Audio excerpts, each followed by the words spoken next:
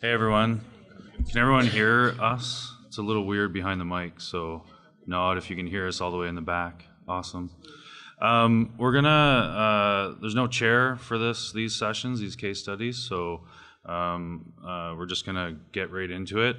We're gonna switch up the order a little bit, so hopefully that doesn't mess up with everyone's schedules, but we're gonna have the folks from Antenna kick us off this morning, okay? Okay. Hi. Hello, my name's Kristin Murray, and I'm a content designer for Antenna International, and this is my colleague, James Morgan, who is our senior interactive designer, and we're going to talk a little bit today about the guide that we developed for the Casa Azul in Mexico City. We were supposed to present today with one of our colleagues from the Casa Azul, from the Frida Kahlo Museum, Jimena Gomez Gonzalez Coslo, but she could not be here. So we have incorporated her comments into our deck, and we'll get right to it. So just a little bit about the place itself. The Casa Azul is Frida Kahlo's childhood home. She was born there. She lived most of her life there. She died there. It has been kept almost entirely intact as it was when she lived there, with the exception of maybe 4 spaces that have been converted into sort of more gallery spaces. But it's a very complicated site because it's 3 discrete areas, but it's very lush, rich, full of amazing colors and textures, and a lot of the imagery that you see in Frida Kahlo's paintings actually came from this place itself. They had an audio guide many, many years ago that was not very successful, and so they were looking to us to really help them create something that would draw people into the space, not take them out of the space, and kind of deal with a lot of logistical things that they were dealing with there. So the place is filled with objects, it's filled with folk art, she was a bit of a hoarder, so it's just crammed full of stuff. And at the moment in time that they brought us in, they had just discovered an archive, had been sealed for 50 years, and it was full of extraordinary treasures. And many of them are being studied now. They're sort of changing some scholarship around Frida Kahlo's life.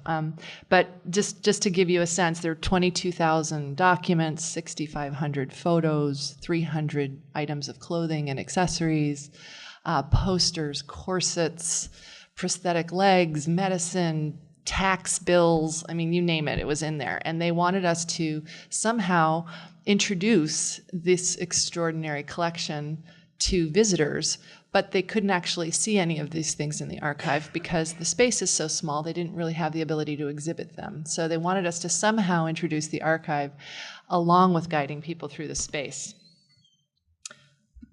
I think I forgot my timer. So we had many on-site meetings. It was really important that we were physically present because we're based in North America and they're in Mexico.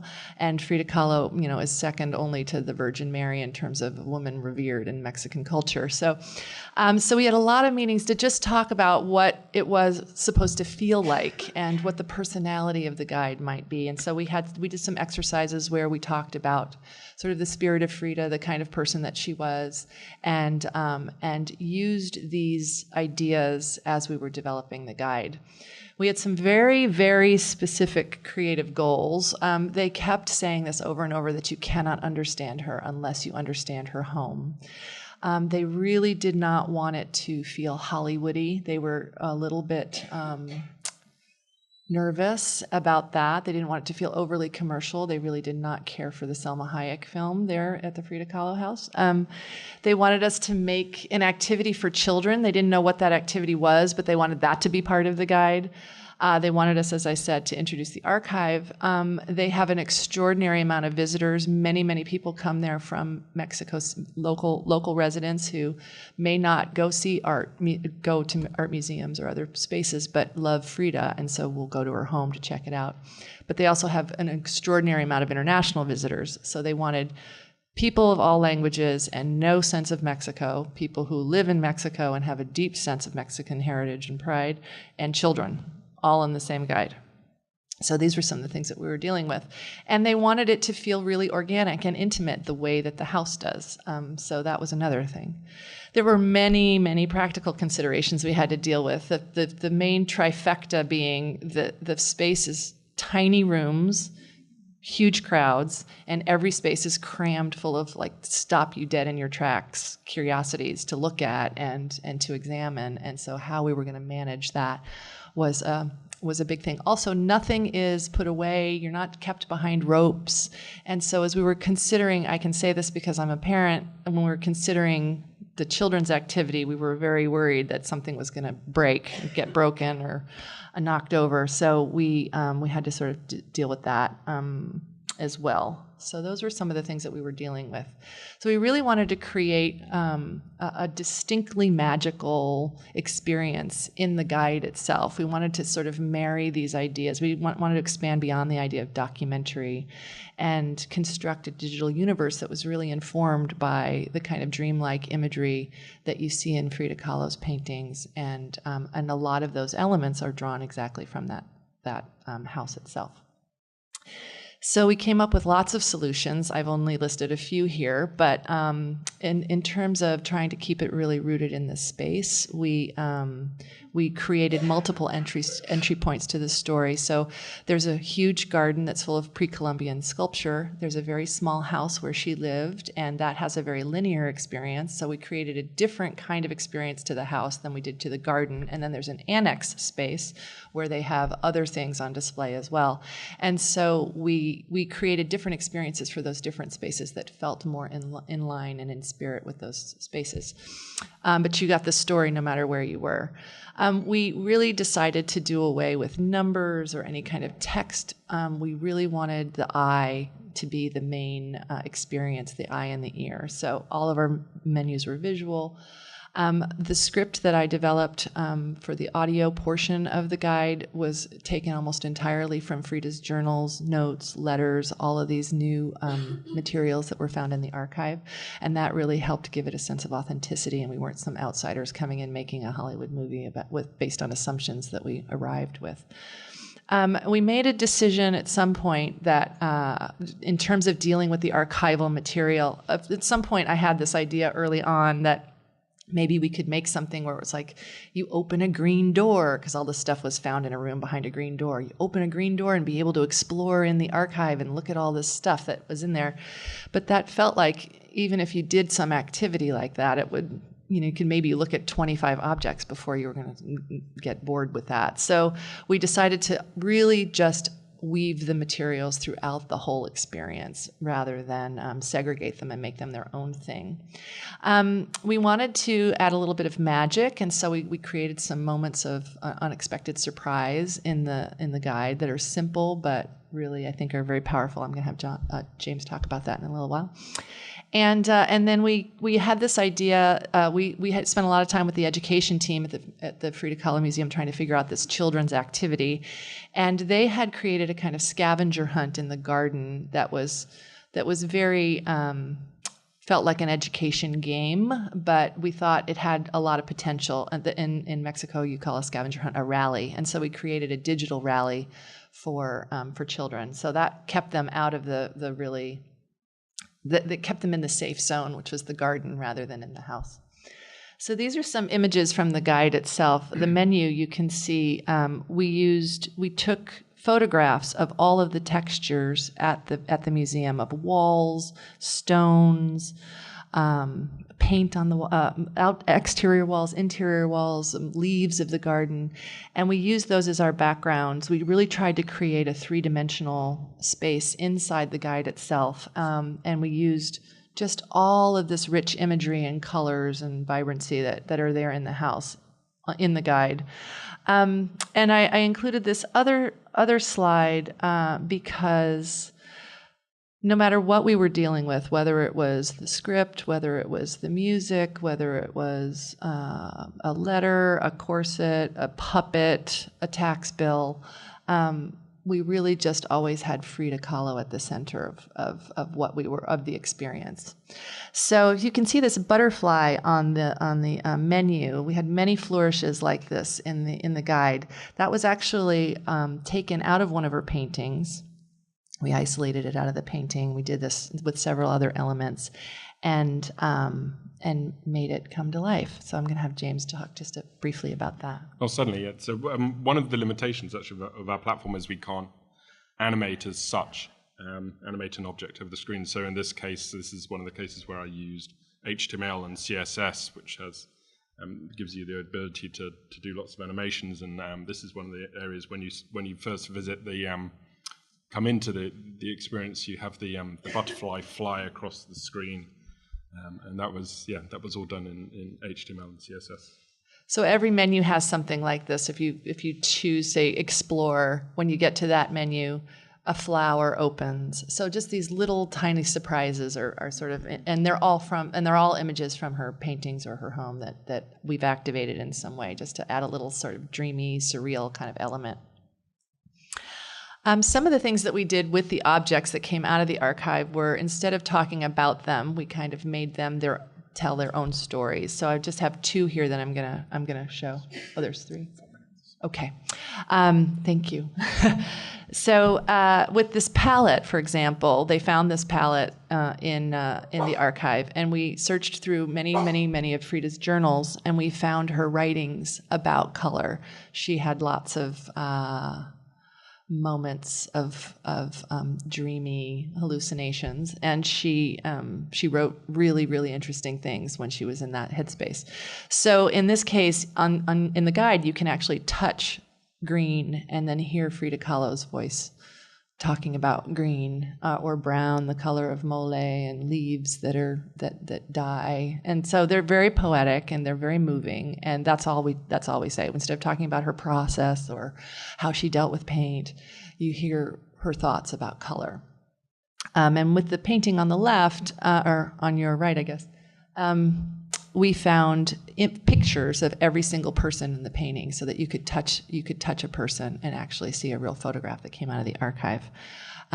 We have to keep this really brief, so I'm going to move through. This is a cabinet of materials that came out of the archive, and we found photos of Frida Kahlo wearing each of the things in the cabinet, so you could touch an object and see a photo of her in that object. And this is probably the last thing I'm going to talk about. We really spent a lot of time experiencing this space and trying to figure out what was the appropriate way into the story in that particular space. So this is her studio. It's left exactly as it was the day she died, and it just makes you really want to snoop.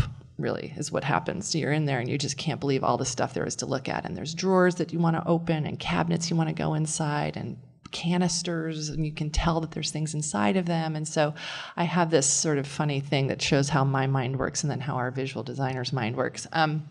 So I was writing down all the things that I wanted to know more about, and I thought, oh, well, maybe we could make some sort of grid on your player and you could touch one and learn more about it. And our visual designer and I, in many conversations, he sort of took this idea and created this. He took photos of everything in the space, and then he created in Photoshop this kind of collage of things that you might discover while you're there. So these objects don't appear in this configuration in the space at all. In fact, some of them are quite difficult to find, but you're given an instruction after you sort of learn more about her studio itself and what she did there and what that space is like.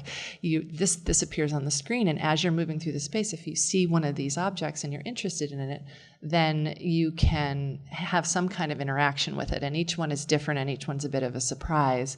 And so I'm just going to pass it over to James, and then we'll wrap it up to talk about what we did with the mirror, which, as you know, most people know, Frida Kahlo made many self-portraits.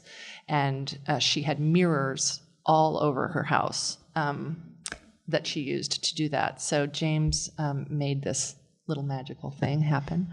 So, I mean, this was really simple functionality. We go from what was like a touch and listen with the hot spots that Kristin's mentioned with these objects, and then you come to the mirror, which is something really simple. It's just it's one image, but when you tap it, it fades into one of her self-portraits. So it's really simple functionality, but with the beautiful design and obviously the beautiful paintings, it's something that really comes to life and feels magical. So there are many other, I'm going to blow through these slides, but there were many other things that we created with these objects as well to try to bring them to life and have experiences. We really wanted to make it playful because Frida Kahlo was quite a playful person. It turns out she had lots of toys. She collected toys. She loved puppets. She'd put on shows all the time. So these were some things that we learned about her from the archive. So this is a space, in outdoor space in the terrace that is full of embedded conch shells. Aztec culture was very important to Frida Kahlo, and so we created a way to, instead of talking about conch shells and the way that they were used in Aztec culture, we actually just created a musical experience where you could play the shells. We designed this with children in mind, really, but most of the grown-ups play this activity a lot. And this is what our rally ended up looking like. Frida's naughty monkey steals her objects from the house and hides them around the garden, and you have to go find them. So that is, I'm going to pass it over to our next thing. Thanks very much. If you have questions afterwards, I actually have the guide if anybody wants to look at it, and these are the people that worked on it. So thank you. Thank you.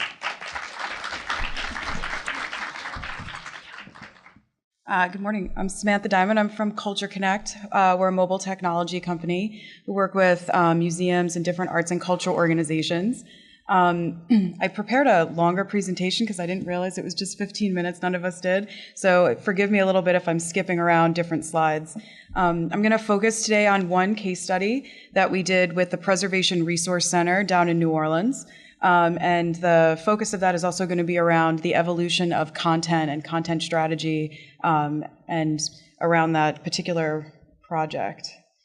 So I've been to a lot of panels here at the conference, and there's definitely like a tie between really good engagement that relies on good storytelling, and good storytelling relies on good content strategy that's appropriate for digital. So I'm going to kind of walk through that.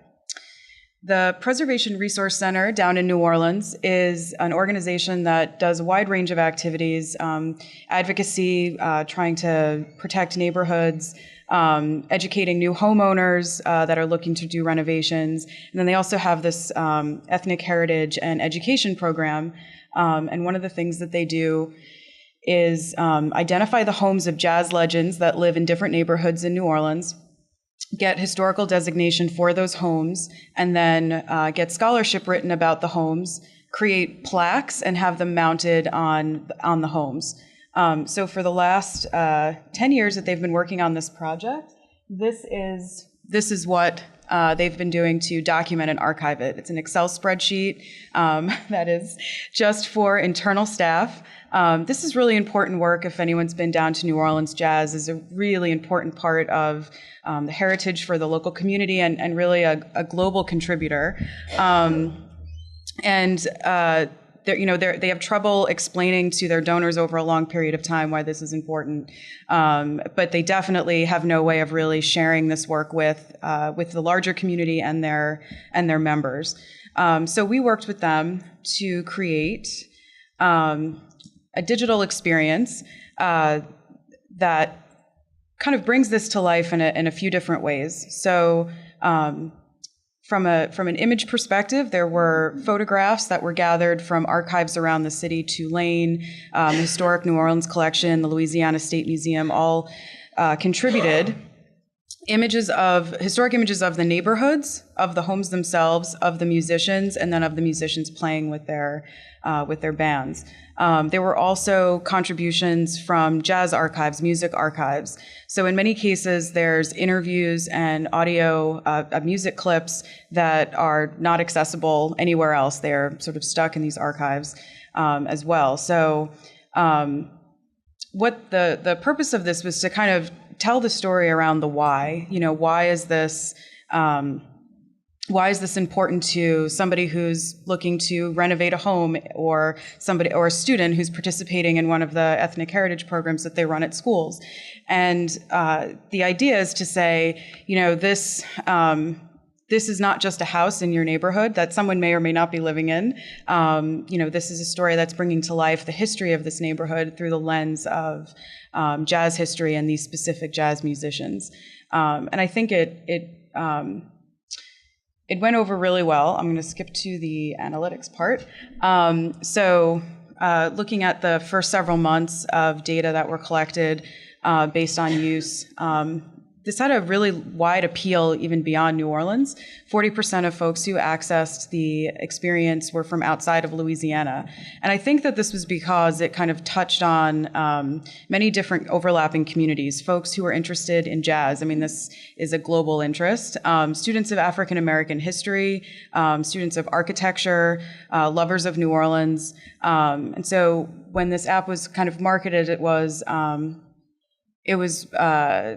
marketed specifically to each of these constituencies, even if they weren't familiar with the Preservation Resource Center beforehand. So it was a good opportunity for the PRC to widen their audience. The other piece was the engagement, so 13 minutes on average. So just another thing to keep in mind here is that most of the folks, even though there's GPS enabled in the app and you could use the app to navigate throughout the city and actually go to these homes, most of the time was actually spent, we found people using this at home or not using it while they were in their car.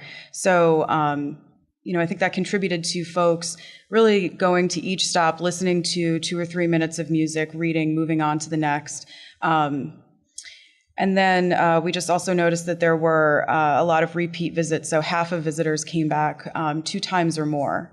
So this was very powerful engagement analytics for the PRC because they didn't have, as I showed you before, this was all that they had in terms of being able to capture their work and understand, engagement in the community around it. And so now they had these really hard numbers and they were able to, convey that to their board and their funders.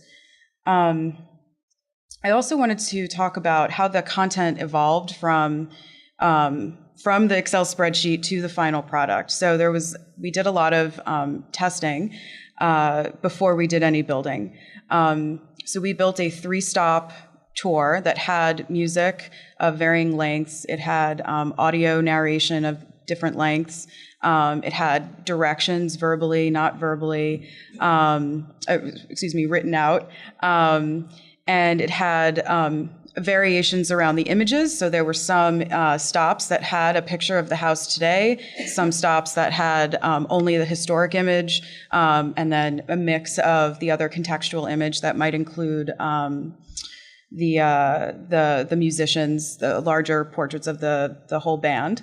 And we rendered these mock-ups into interactive PDFs. So we had they looked and felt very much like a real app, but then we just made them interactive PDFs, and we had people use them, and we did user testing. And we were specifically testing at this point the content as opposed to the user experience. If I have time, I will talk about the other case study, which is more a focus on user experience, user testing.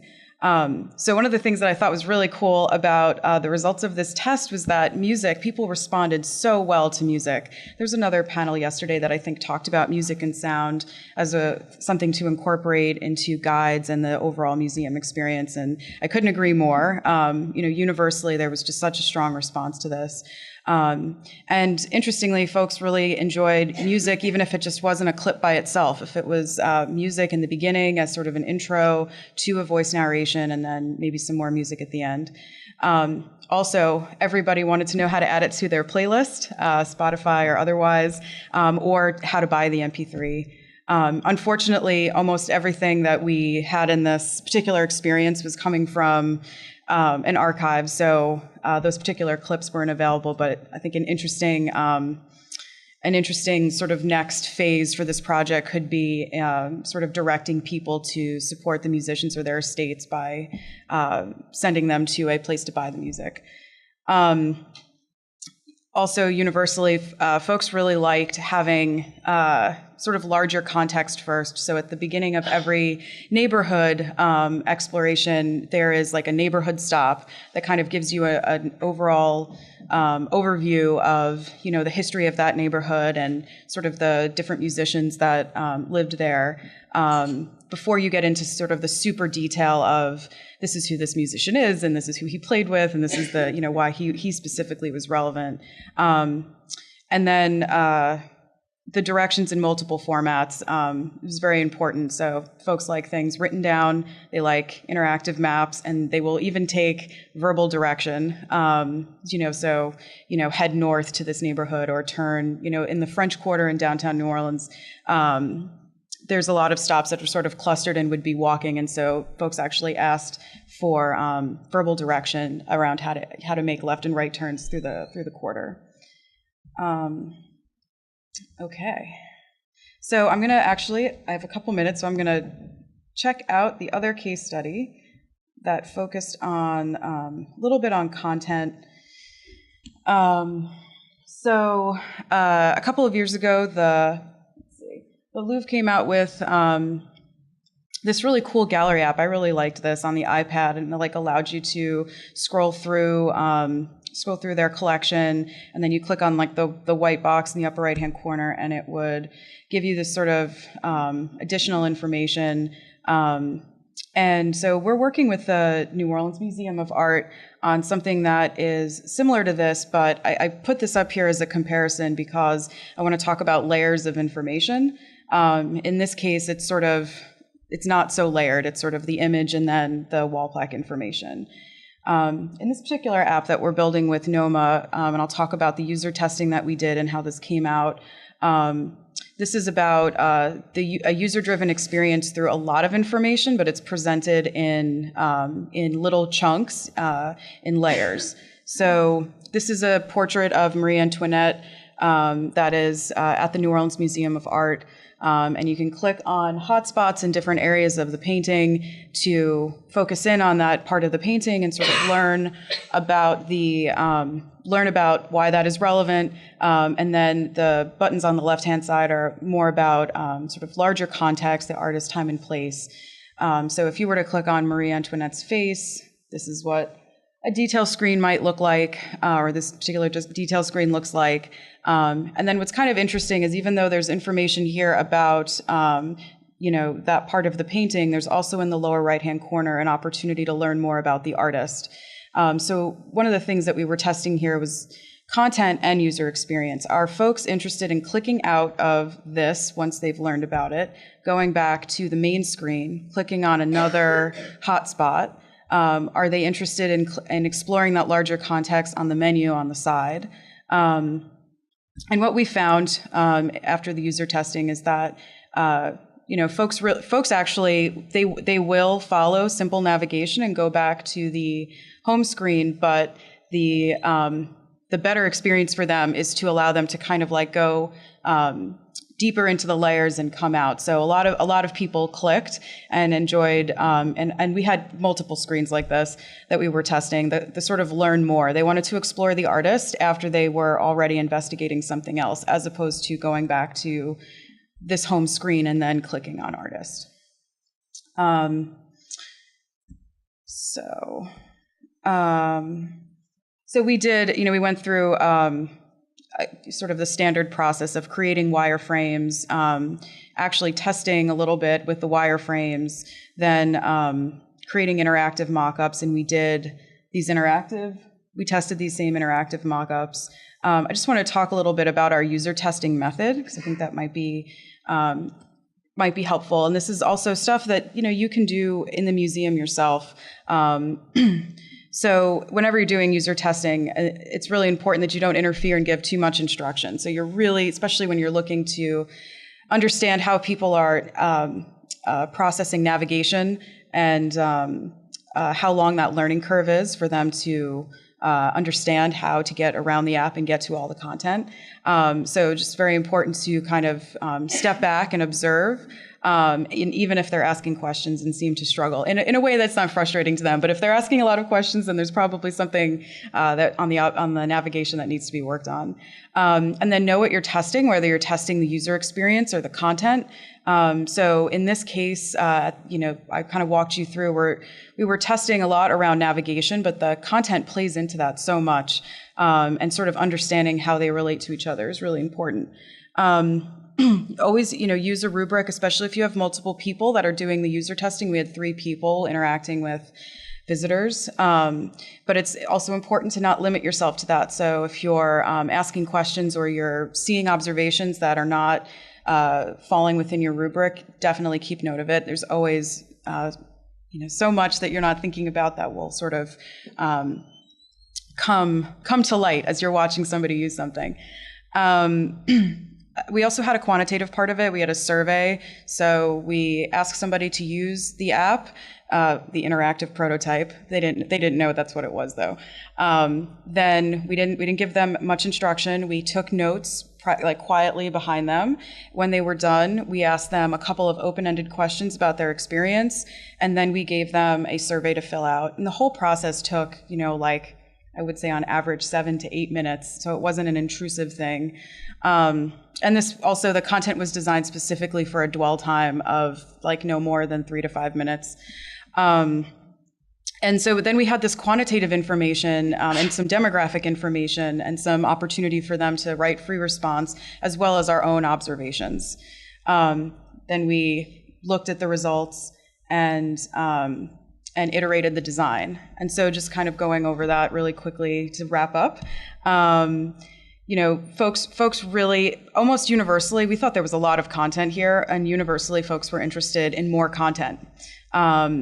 But I think the key there is delivering it in layers and delivering it in a way that it's not, here is this big block of content, and instead allowing them to kind of dig as they're interested and sort of pull back and move on to the next thing when they're not.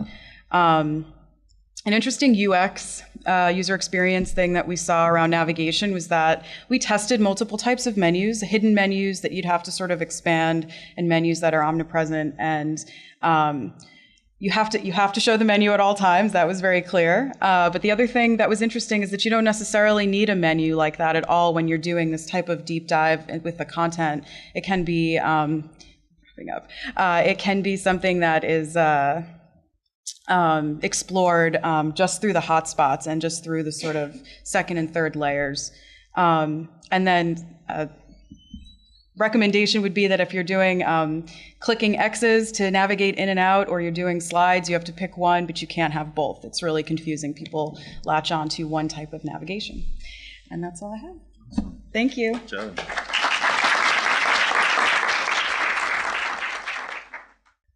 Good morning, everybody. Pam, Steve, and I are here to talk about a social media campaign we developed last spring at the Albright Knox in snowy Buffalo called Art Madness, in keeping with the theme of this year's MCN conference, Think Big, Start Small, Create. We thought we would share how a small idea led to really big, unexpected results for us. The 3 of us are part of a cross-departmental digital strategy group at the museum. We're always trying to figure out how to use our limited resources to engage our audiences online. We saw that our reach and engagement on Facebook was dwindling, and we felt we needed to change that. And we knew that some NCAA games were being played in Buffalo, and that all people, even non-basketball loving people, love filling out NCAA brackets. So a light bulb kind of went off in our heads, and March Madness became Art Madness. Our Art Madness tournament was the most successful social media campaign in terms of participation engagement to date for us.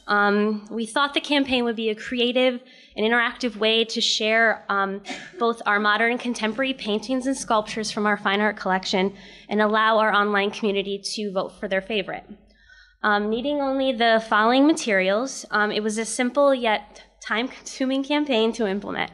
In preparation for the campaign and using our limited skills in Adobe Photoshop, we created our bracket and graphics. One graphic specific for Twitter, and then one specific for Facebook, for each forthcoming matchup that would be posted. Starting on March 24th of this year, each day at noon and 4 p.m., we posted that day's particular matchup on Facebook and Twitter. The next morning, we would count the votes, either me or Steve, and announced the winner at 10 a.m. on both platforms, and shared an updated bracket and another graphic specific to the winner. The campaign continued until the winner was selected on April 8th. In addition to voting, people contributed colorful commentary. The dialogue that surrounded Art Madness was the most surprising and rewarding aspect of the campaign. Participants shared their own personal stories about different artworks and their experiences at the museum. And some even got into some heated discussions about the merits of different works in the collection and styles of art. The campaign received a surprisingly large amount of positive feedback on our social media platforms and was even covered by the Buffalo News. Art Madness confirmed how much the community loves our museum and the artworks in our fine art collection. So now let's get to the stuff we all secretly enjoy the most, the numbers. On our average Facebook interactions went up during this 17-day period nearly 300%. Our total reach was completely organic. No posts were paid for or promoted. We also saw a marked increase in our Twitter followers as we gained more than 245 followers during that time, which is a significant growth for us. Our takeaways from the campaign: the simple design and regular posting times made the campaign super easy to follow and actively participate in. The bracket format and the focus on our most popular artworks made the competition approachable to a community of sports fans. Using sports and a little bit of humor made art a lot more approachable to people, and go Bills. The campaign demonstrated the aesthetic taste of our online community. While we are a modern and contemporary museum and continue to collect the art of our time, our audiences have a deep affinity for our modern works, and may find contemporary artworks a bit challenging. We need to do a better job at talking to people about contemporary art in our collection. We learned a lot about our online audience. We were finally able to hear what they were thinking. Many participants' comments indicated that they hadn't been in the physical museum for many years, some since they were children. And so we want to get our online community back through their physical doors. And we hope that the fun and the lightheartedness of the campaign will serve as a reminder to come and bring their friends. Participants were extremely invested in the entire competition from start to finish on a level that we had never seen before. Some super fans were especially vocal throughout the entire campaign. So we actually reached out to them at the end of the tournament for their feedback. In order to engage our super fans, we invited them to a tweet up before the public opening of a major special exhibition. We originally designed the campaign for Twitter, but it wound up being much more successful on Facebook, where the comments feature made it much more easy to vote, but not so easy to count the votes. As our organic reach on Facebook continues to change and develop over time, it is our responsibility to make sure that we give our followers content that's timely, interesting, relevant, and fun. As platforms continue to change, moving forward, we need to focus more than ever before on providing these types of content to our core community. We discovered that we will find more success in the future, and we will build deeper relationships with these individuals and empower these individuals, our superfans, to become brand ambassadors for our institution. So we had so much fun doing that we decided to try it again.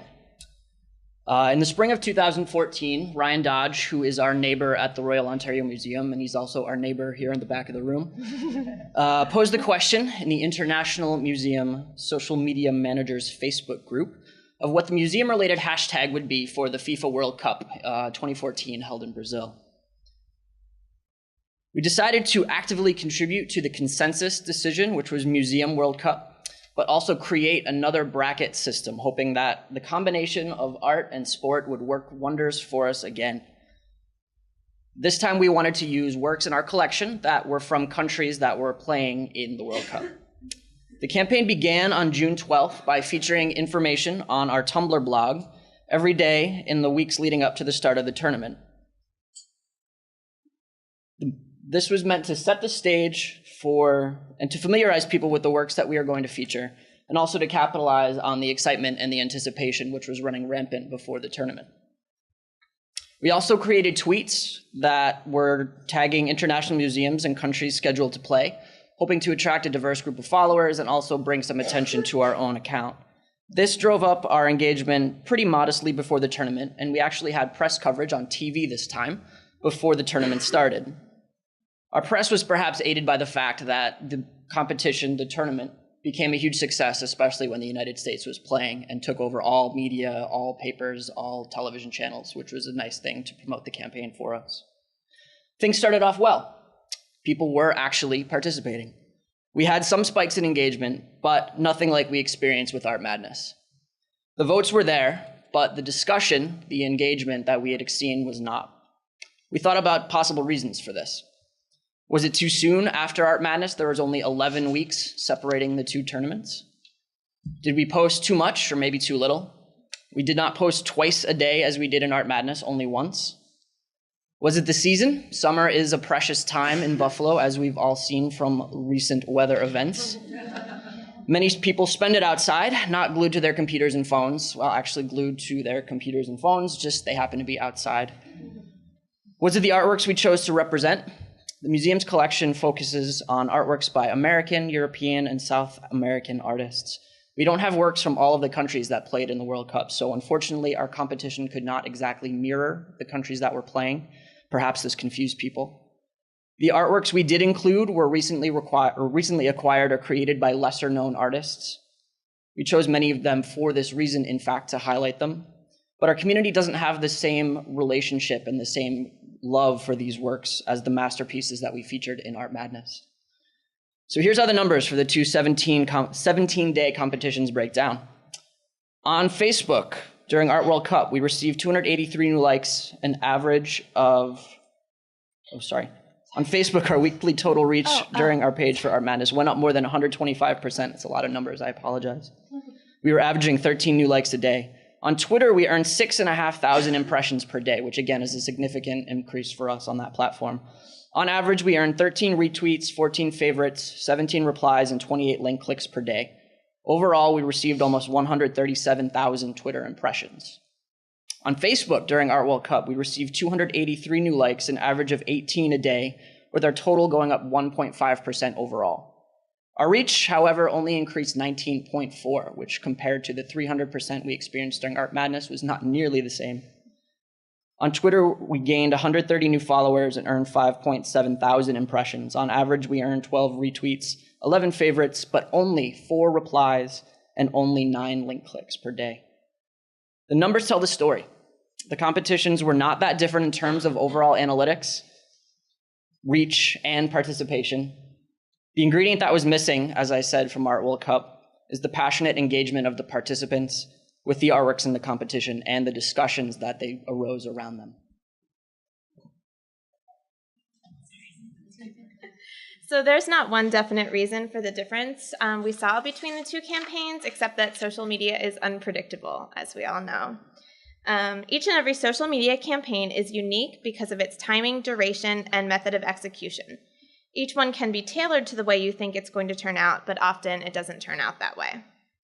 We weren't able to replicate the huge success of Art Madness, but that's not necessarily a bad thing. We would like to hope that Art World Cup merely reached a subset of our Art Madness audience, or better yet, a completely different audience within our base of followers. Both Art Madness and Art World Cup helped us to cultivate and strengthen our followers' relationships with our organization and offer them an outlet for their passion for art and competition. We should look at social media as a way to build relationships with individual people and strengthen their connection to our museum. We still have to post the one-sided information like the dates of exhibitions and events, but we also want to round that out. We're continually thinking about new and interesting ways to engage our audiences more in a two-sided conversation. We feel that our ROF, our return on fun, should be as important as our ROI. We learned that we shouldn't be concerned about reaching everyone. Both of these campaigns taught us that it is essential to remember that the quality of our fans is more important than the quantity of our fans, and the quality of our relationships with those fans. Our major takeaway from all these campaigns is to keep learning, keep developing, and keep trying new things like we all have been doing for a long time. Thanks.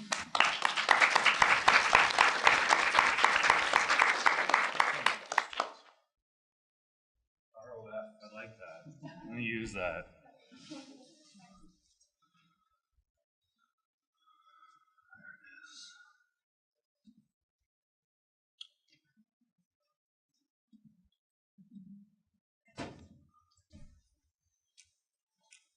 All right, guys, can you hear me? All right, we still got some time, I think. How we doing? Awesome. Okay. So like everyone else, we thought our sessions were going to be a little longer, so I cut this down quite a bit. And I'm going to focus on one aspect, and really I'm going to talk about how you create a social institution, what that means, and how you can really create and manage multiple Twitter accounts like we have at the Royal Ontario Museum. So just a little bit of background. The ROM is a museum of world cultures and natural history, and a lot of people who visit, they're immediately overwhelmed. The building is huge, and our collection spans mammalogy, botany, ichthyology, entomology, paleontology, geology, material culture, decorative arts. Overwhelmed yet? Yeah. Many of our visitors and the general public, they don't use these terms, but they know that we have dinosaurs and mummies. And so as part of our shift to become a more focused institution, or a more public-focused institution, it was decided to organize all of these disciplines into areas of focus that are more accessible to the public. Our director, Janet Carding, who's on Twitter if you want to follow her, describes them as chapter headings for our encyclopedic collections. So these 8 centers of discovery, as they're officially called, are meant to be the public's access point to our research and collections, our expertise and exhibitions. So if they're supposed to be access points, then they must also have a strong online presence, because as many of us know, a visitor's relationship with your institution often begins online. But like many museums, we have a very small web team and web budget, and we have a non-existent social media budget.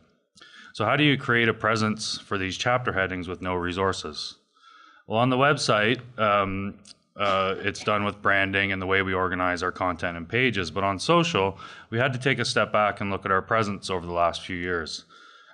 We analyzed what was working and what wasn't, but we also had to plant the right seeds for the social institution, and I'll talk more about that a little later. So keeping in mind the nature of some social media platforms, Facebook, platforms vary. So we decided to expand our presence on Twitter to include all 8 centers of discovery about a year ago. Some of the accounts were already up and running. We just changed the handles slightly and integrated the right logos. And if you look around, you'll find many organizations that have the same sort of setup. So it's not a new concept. And it really stems from the breadth of collection and expertise, and we wanted to give individuals the opportunity to create an experience that parallels their individual interests and is as unique as they are. We didn't want to force people to follow one account to get all of the information from the museum. We wanted to give people an opportunity to drill down into the content that they wanted and access and be a part of the conversations that they wanted to be a part of. So if you're interested in fossils and evolution, you can talk to our paleo guys at ROM Paleo. What about climate change and sustainability? ROM Biodiversity is your place to go. What about textiles? Are you a fashionista? ROM Textiles is your spot. Giving people the choice to interact with content that they want will only strengthen our diverse communities and the relationship people have with the museum. We're encouraging dialogue and providing multiple focused spaces for it to happen. We're also allowing people to personalize their ROM social media experience. Like the Albrecht Knox team, our focus is not on how many followers we gain. It's on how many conversations we have and the connections between our community and our collections. Sounds great, doesn't it? So, there's a little more to it than just signing up for the accounts and just going for it. I'm going to give you my tips on how you do this with no budget and what I've done so far. So if you're thinking about doing the same or heading down the same road, get your pens ready or your thumbs ready. So here's my recipe for creating a social institution that will eventually allow you to launch multiple accounts with no budget. First thing is strategy. Like anything we do, we need to have a plan. Don't just go all willy-nilly and start accounts with no strategy. For us, it makes sense to align our social media presence with our centers. For you, it may be a departmental thing. But whatever you do, make sure you talk about it first, get a team together and nail down a strategy, get it approved, and work from there. Get a set of guidelines. We encourage the use of social media first through personal accounts, but we've also built out a set of guidelines for staff to fall back on. We all know how blurred the lines are between your personal and professional online presence, so we provide staff with the do's and don'ts, but also helpful tips and tricks. We attempt to take the mystery around social out of the equation so that our staff can focus on the things that really matter, creating good content and fitting time for social into their day-to-day workflows. By evidence, I mean analytics. This is really important. You need to know your numbers and be able to articulate them to your staff. Give them concrete evidence as to why increasing their activity on social is not only a benefit to them, but also to the institution and your community. Use vanity metrics if you have to, but make sure you demonstrate the power of that earned media. There's plenty of studies and blog posts out there about this that aren't museum related, but also are. So use that to your advantage. I've found that academics love references, so fill them full of, just spam their inbox with references on why this is a good idea. And training. I think this has been mentioned in a few other sessions yesterday, but having a social media competent staff means training and lots of it. Schedule regular social media training sessions and leave most of the time for questions, and let your staff lead the sessions through discussion. Normally, we'll schedule an hour session, and we'll give a 10-minute presentation on one specific thing, like tagging an account with photos in Twitter, and why it's beneficial to do that. And then we leave the other 50 minutes for discussion and Q&A. We end up covering more ground, but it's led by our staff, and they take ownership over it. It becomes less like a lecture or a training session and more like a chat. That's really valuable. Then there's more training. So from these training sessions, I get even more questions that sometimes people don't feel comfortable asking in front of a group. So I offer to sit down with smaller groups or even meet with people one-on-one in their office. This more training, this stuff is really valuable. So if you don't have time to do it, make sure you make time. It's all about making people feel comfortable with social and taking that mystery away out of it. And they'll be more likely to figure out how to work it into their day-to-day and run with it if you take the time to do this training. It's very, very important. And the last one is a big one, trust. So after you've done all of the above, the final ingredient is to trust your staff.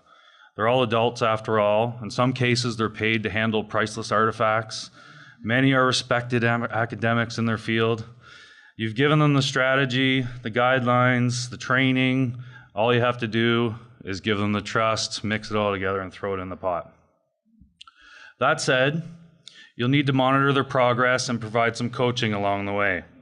You need that wily veteran on your team who can help your staff as long as they work on their game.